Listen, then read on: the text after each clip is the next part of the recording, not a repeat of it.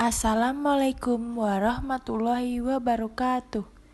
Di sini saya akan mempresentasikan sebuah tugas ujian akhir semester yang beranggotakan saya sendiri, Aulia Sofa Marwiyah, NIM A5101814 dan Indah Laila W A5101830.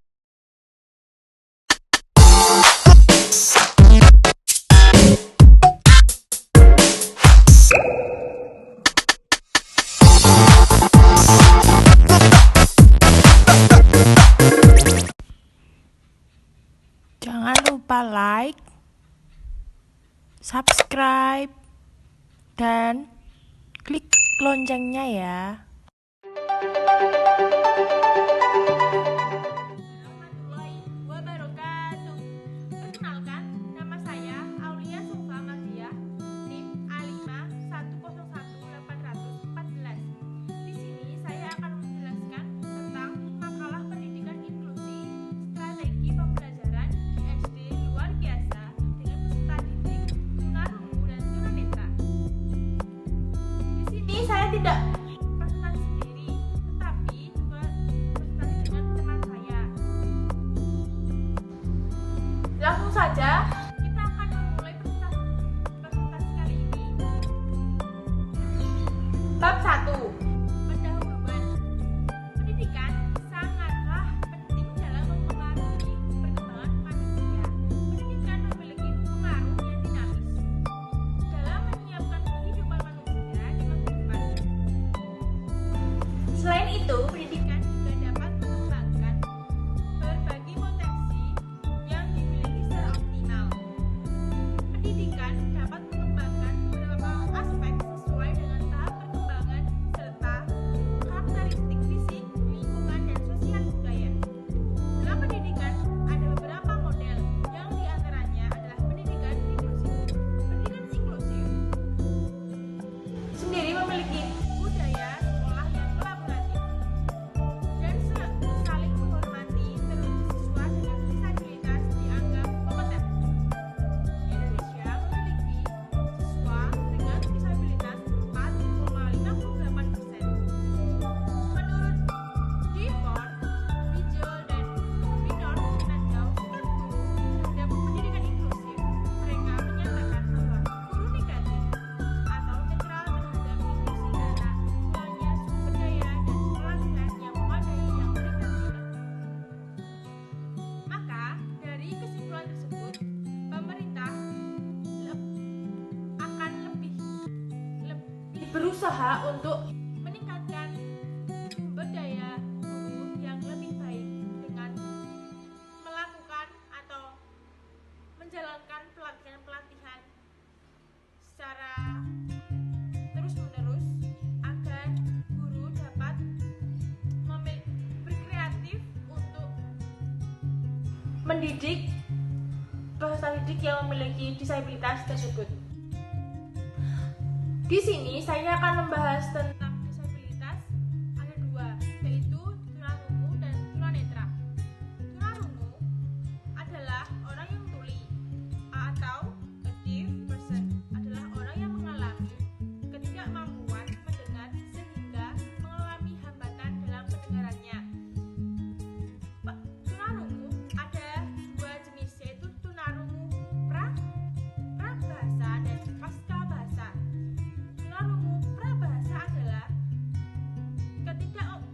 kehilangan pendengaran sebelum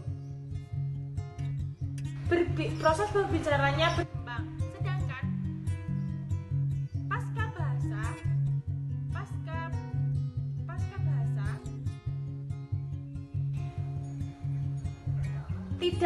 tidak memilikinya pendengaran atau hilangnya pendengaran setelah proses berbicaranya berkembang.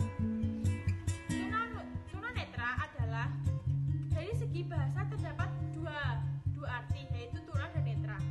Tuna sendiri memiliki arti tidak punya luka atau rusak. Ya, sedangkan netra memiliki arti Pendengaran. Dengan pengertian tersebut bahwa tunanetra memiliki arti buta, tetapi tidak buta sepenuhnya, tidak dapat melihat sepenuhnya, bukan. Tunanetra sendiri adalah individu yang memiliki lemah penglihatan atau akurasi penglihatan kurang dari 6/60 setelah dikoreksi, atau tidak lagi memiliki penglihatan. Karena tunanetra memiliki keterbatasan dalam indera penglihatan, maka proses pembelajaran menekankan pada aspek alat indera yang lain, yaitu peraba dan pendengaran. Rumusan masalah. 1. Strategi apa yang pernah diterapkan dalam pembelajaran tunarungu dan tunanetra? Yang kedua, bagaimana cara strategi pembelajaran tunarungu dan tunanetra? Yang ketiga, kendala apa yang dialami dalam penerapan pembelajaran strategi pembelajaran yang diterapkan? Yang tujuannya 1. Mengetahui strategi pembelajaran yang pernah diterapkan dalam pembelajaran tunarungu dan tunanetra. Yang kedua, mengetahui cara penerapan pembelajaran tunarungu dan tunanetra. Yang ketiga, mengetahui kedalaman atau makna dari penerapan strategi pembelajaran tunarungu dan tunanetra. Bab kedua, isi atau inti dari presentasi kali ini. Strategi pembelajaran tunarungu ada 3. Yang pertama, strategi pembelajaran KWL atau Know, Want, Learn. KWL merupakan strategi membaca melalui 3 langkah pokok. Langkah yang pertama adalah memahami latar belakang pengetahuan siswa secara brainstorming. Yang kedua, merumuskan pertanyaan untuk hal-hal yang akan diketahui berhubungan dengan teks yang akan dibaca. Yang ketiga, menjawab pertanyaan yang sudah dirumuskan setelah mempelajari keseluruhan teks. Strategi yang kedua, strategi pembelajaran reka cerita gambar.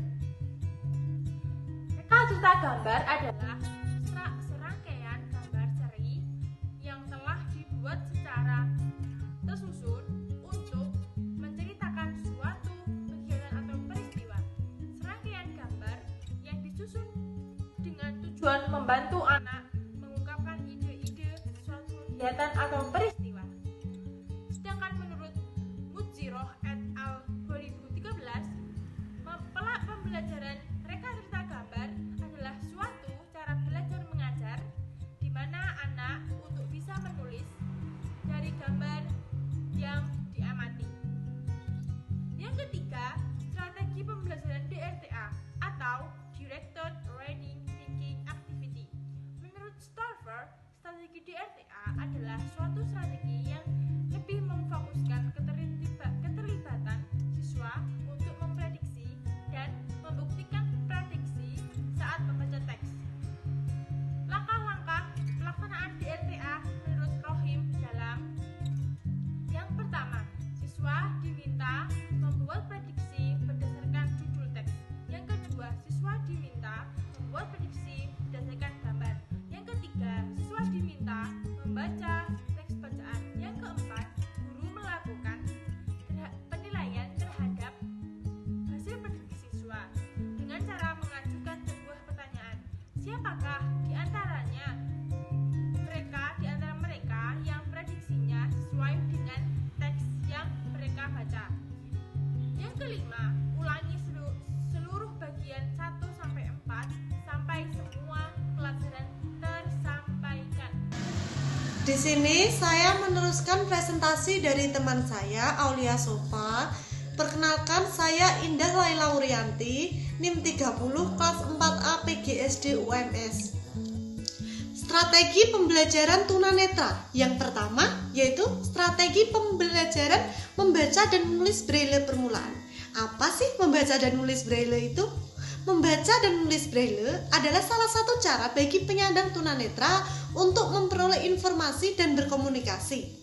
Strategi pembelajaran braille sangat mengandalkan kepekaan daya taktual. Sedangkan kepekaan daya taktual merupakan tuntutan untuk memiliki kecakapan dalam membaca dan menulis braille.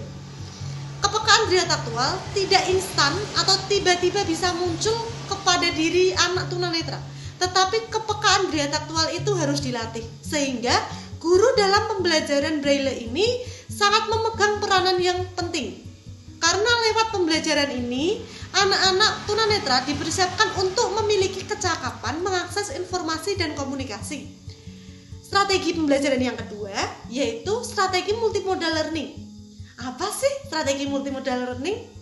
Menurut Dresman, multimodal adalah penggabungan yang dibuat berdasarkan dua atau lebih dari dua atau model komunikasi sehingga makna atau pesan menjadi lebih luas dan lebih mudah untuk dipahami daripada model komunikasi terpisah.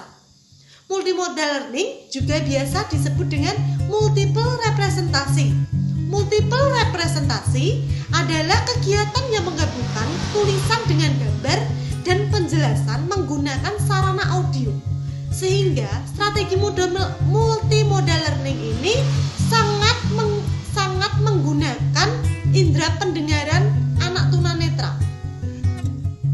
Selanjutnya, implementasi pembelajaran tunarungu dan tunanetra dengan teori konstruksi. Implikasi konstruktivis, yaitu implikasi yang penting untuk pengajaran pengetahuan sosial, seperti nama-nama hari dan nama-nama unsur, dapat diajarkan melalui pengajaran langsung. Dalam proses pembelajaran teori ini adalah pembelajaran yang bersifat ilmiah, yang dilakukan dengan menyeleksi dan mentransformasi informasi, mengkonstruksi dugaan-dugaan atau hipotesis, dan membuat suatu keputusan dalam satu struktur kognitif yang dimiliki digunakan sebagai wahana untuk memahami berbagai macam pengetahuan dan pengalamannya. Sampel dalam implementasi yang kami ambil yaitu implementasi yang dilakukan di SD Muhammadiyah Sapen Yogyakarta menggunakan kurikulum reguler yaitu kurikulum 2013 sebagai sekolah inklusif yang siswanya 80% tunanetra dan tunarungu berdasarkan kemampuan kebutuhan belajarnya.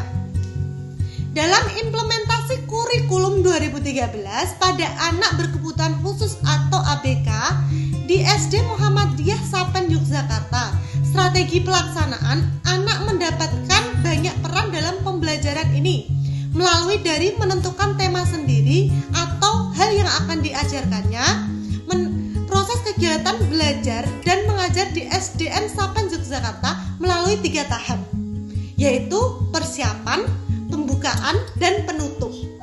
Strategi pembelajaran untuk siswa tunarungu adalah guru melakukan pembelajaran secara langsung atau menggunakan bahasa isyarat dan melakukan bina komunikasi terhadap peserta didik tunarungu. Selain implementasi di atas, ada juga implementasi selama diseminasi dapat disimpulkan. Kit praktikum menggunakan teknologi multifunction equipment dalam eksperimen sains realistik telah digunakan oleh penyandang tunarungu dan tunanetra.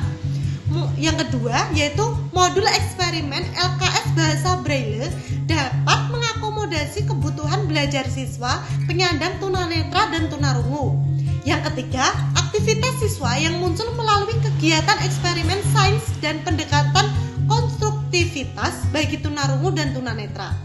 Yang keempat, hasil evaluasi pembelajaran bagi siswa tunarungu dan tunanetra menggunakan model evaluasi yang telah dikembangkan menunjukkan nilai rata-rata 7,5.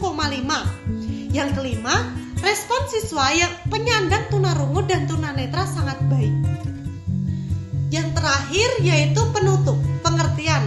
Tunanetra dari segi bahasa terdiri dari kata tuna dan netra. Dalam Kamus Lengkap Bahasa Indonesia, kata tuna berarti tidak memiliki, tidak punya, luka atau rusak. Sedangkan kata netra berarti penglihatan. Dengan pengertian tadi menjelaskan bahwa tunanetra berarti buta, tetapi buta belum tentu sama sekali tidak bisa melihat atau gelap. Tapi tunanetra adalah individu yang memiliki lemah penglihatan atau akurasi penglihatan kurang dari 6/60 setelah dikoreksi atau tidak lagi memiliki penglihatan. Karena tunanetra memiliki keterbatasan dalam indera penglihatan, maka proses pembelajaran menekankan pada alat indera yang lain seperti indera peraba dan indera pendengaran. Selanjutnya yaitu tunarungu adalah orang yang tuli, a deaf person, adalah orang yang mengalami ketidakmampuan mendengar sehingga mengalami hambatan dalam proses mentransfer informasi bahasa melalui pendengarannya dengan atau tanpa menggunakan alat bantu dengar atau hearing aid. Ketunarunguan dapat terjadi pada masa prabahasa dan pasca bahasa. Hirnawati 2007. Ketunarunguan prabahasa atau prelingual deafness merupakan kehilangan pendengaran yang terjadi sebelum kemampuan bicara dan bahasa berkembang. Jadi saat masih kecil atau gawan dari lahir. Sedangkan tunarungu pasca bahasa postlingual deafness merupakan kehilangan pendengaran yang terjadi setelah berkembangnya kemampuan bicara dan bahasa secara spontan. Maksudnya di sini pendengaran hilang setelah anak itu sudah mampu mendengar dengan baik atau setelah anak itu dewasa ataupun telah melewati masa-masa bayinya sebelum dia bisa mendengar. Sekian presentasi dari kelompok kami yang terdiri dari Indah Laila dan Aulia Sofa. Terima kasih.